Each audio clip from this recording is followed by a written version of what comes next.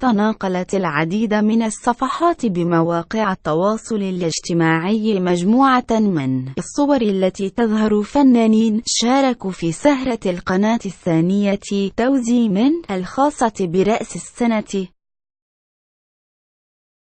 وتفاعل آلاف النشطاء مع هذه الصور، حيث عبر العديد منهم عن سخريتهم الشديدة من ملابس الفنانين المشاركين في السهرة، واصفين إياها بالغريبة وغير المتناسقة.